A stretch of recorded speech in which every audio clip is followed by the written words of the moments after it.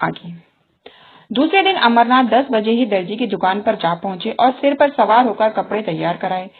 फिर घर आकर नए कपड़े पहने और मालती को बुलाने चले। वहां देर हो गई। उसने ऐसा तनाव श्रृंगार किया कि जैसे आज बहुत बड़ा मोर्चा जीतना है। अमरनाथ ने कहा, वह ऐसी सुंदरी नहीं है जो तुम इतनी तैयारियां कर रही हो। मालती ने बालों में कंघी करते हुए कहा, तुम इन सब बातों को नहीं समझ सकते, चुपचाप बैठ जाओ। अमरनाथ, लेकिन देर हो रही है। मालती, कोई बात नहीं। भय की उस सहज आशंका से जो स्त्रियों की विशेषता है, मालती को और भी अधिक सतर्क कर दिया था। अब तक उसने कभी अमरनाथ की ओर विशेष रूप से कोई कृपा न की थी। वह उससे काफी उदासीनता का बर्ताव करती थी, लेकिन कल अमरनाथ की भंगिमा से उसे एक संकट की सूचना मिल चुकी थी और वह संकट का अपनी पूरी शक्ति से मुकाबला करना चाहती थी। शत्रु को तुच्छ और अपदार्थ समझना स्त्रियों के लिए कठिन है। आज अमरनाथ को अपने हाथ से निकलते वह अपनी पकड़ को मजबूत कर रही थी। अगर इस तरह की उसकी चीजें एक एक करके निकल गईं तो फिर वह अपनी प्रतिष्ठा कब तक बनाए रख सकेगी। जिस चीज पर उसका कब्जा है उसकी तरफ कोई आंख ही क्यों उठाए। राजा भी तो एक एक फूल जमीन के पीछे जान देता है। वह इस नए शिकारी को हमेशा के लिए अपने रास्ते से हटा देना चाहती थी, उसके जादू को तोड़ देना चाहती थी। शाम को वह परी जैसी अपनी नौकरानी और नौकर को साथ लेकर अमरनाथ के घर चली। अमरनाथ ने सुबह 10 बजे तक मर्दाने घर को जनान खाने का रंग देने में खर्चा किया था। ऐसी तैयारी कर रखी थी जैसे कोई अफसर मुआयना करने वाला हो। मालती ने घर में पैर रखा तो उसकी सफाई और सजावट देखकर बहुत खुश हुई। जनाने हिस्से में कई कुर्सियां रखी थी। बोली, अब लाओ अपनी देवी जी को, मगर जल्द आना वरना मैं चली जाऊंगी। अमरनाथ लपके हुए विलायती दुकान पर गए। आज भी धरना था, तमाशाइयों की वही भीड़। वहां देवी जी नहीं। पीछे की तरफ गए तो देवी जी एक लड़की के साथ उसी भेष में खड़ी थी। अमरनाथ ने कहा, माफ कीजिएगा, मुझे देर हो गई, मैं आपके वादे की याद दिलाने आया हूँ। देवी जी ने कहा, मैं तो आपका इंतजार कर रही थी।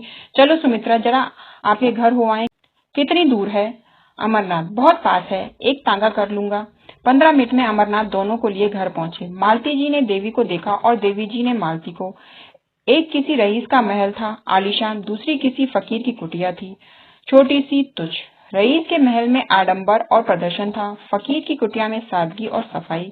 मालती ने देखा, भोली लड़की है जिसे किसी तरह सुंदर नहीं कह सकते, पर उसके भोलेपन और सादगी में जो आकर्षण था उससे वह प्रभावित हुए बिना न रह सकी।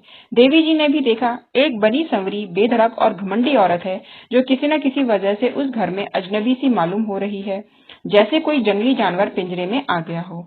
अमरनाथ सिर झुकाए मुजरिमों की तरह खड़े थे और ईश्वर से प्रार्थना कर रहे थे कि किसी तरह उसका आज पर्दा रह जाए। देवी ने आते ही कहा, बहन, आप भी सिर से पांव तक विदेशी कपड़े पहने हुए हैं। मालती ने अमरनाथ की तरफ देखकर कहा, मैं विदेशी और देशी के फेर में नहीं पड़ती, जो यह लाकर देते हैं वह पहनती हूँ। लाने वाले हैं ये, मैं थोड़े ही बाजार जाती हूँ। देवी ने शिकायत भरी आंखों से अमरनाथ की तरफ देखकर कहा, आप तो कहते थे कि यह इनकी फरमाइश है, मगर आप ही का कसूर निकल आया। मालती, मेरे सामने इनसे कुछ मत कहो। तुम बाजार में भी दूसरे मर्दों से बातें कर सकती हो। जब वह बाहर चले जाएं तो जितना चाहे कह सुन लेना, मैं अपने कानों से नहीं सुनना चाहती। देवी जी, मैं कुछ कहती नहीं, और बहन जी, मैं कह ही क्या सकती हूँ, कोई जबरदस्ती तो है नहीं, बस विनती कर सकती हूँ। मालती, इसका मतलब यह है कि इन्हें अपने देश की भलाई का जरा भी ख्याल नहीं, उसका ठेका तुम्ही ने ले लिया है। पढ़े लिखे आदमी हैं, 10 आदमी इज्जत करते हैं, अपना नफा नुकसान समझ सकते हैं। तुम्हारी क्या हिम्मत कि इनके उपदेश देने बैठो, या सबसे ज्यादा अक्लमंद तुम ही हो। देवी जी, आप मेरा मतलब गलत समझ रही हैं बहन। मालती, हाँ, गलत तो समझूंगी ही, इतनी अकल कहाँ से लाऊं कि आपकी बातों का मतलब समझूं।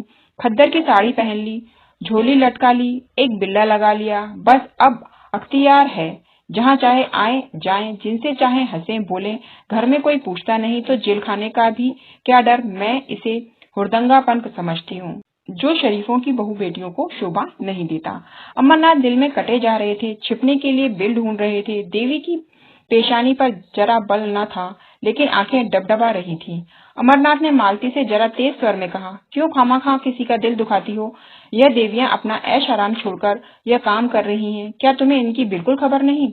मालती, रहने दो, बहुत तारीफ ना करो, जमाने का रंग ही बदला जा रहा है।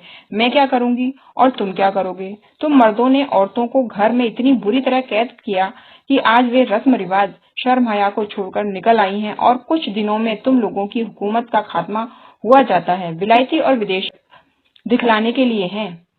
असल में यह आजादी की ख्वाहिश जो तुम्हें हासिल है। तुम अगर 2-4 शादियां कर सकते हो तो औरत क्यों न करे। सच्ची बात यह है, अगर आंखें हैं तो अब खोल कर देखो। मुझे वह आजादी न चाहिए। यहाँ तो लाज ओढ़े हैं और शर्म हया को अपना सिंगार समझती हूँ। देवी जी ने अमरनाथ की तरफ फरियाद की आंखों से देखकर कहा, बहन ने औरतों को जलील करने की कसम खा रखी है। मैं बड़ी बड़ी उम्मीदें लेकर आई थी, मगर शायद यहाँ से नाकाम जाना पड़ेगा। अमरनाथ ने वह साड़ी उसको देते हुए कहा, नहीं, बिल्कुल नाकाम तो आप नहीं जाएंगी। हाँ, किसी कामयाबी की आपको उम्मीद थी, वह न होगी। मालती ने डपटते हुए कहा, वह मेरी साड़ी है, तुम उसे नहीं दे सकते। अमरनाथ ने शर्मिंदा होते हुए कहा, अच्छी बात है, न दूंगा। देवी जी, ऐसी हालात में तो शायद आप मुझे माफ करेंगी। देवी जी चली गईं तो अमरनाथ ने त्योरियां बदलकर कहा, यह तुमने आज मेरे मुंह में कालिख लगा दी। तुम इतनी बदतमीज और बदजबान हो, मुझे मालूम न था। मालती ने रोषपूर्ण स्वर में कहा, तो अपनी साड़ी उसे दे देती। मैंने ऐसी कच्ची गोलियां नहीं खेली। अब तो बदतमीज भी हूँ, बदजबान भी। उस दिन इन बुराइयों में से एक भी न थी जब मेरी जूतियां सीधे करते थे। इस छोकरी ने मोहिनी डाल दी। जैसी रूह वैसी फरिश्ते, मुबारक हो। यह कहती हुई मालती बाहर निकली।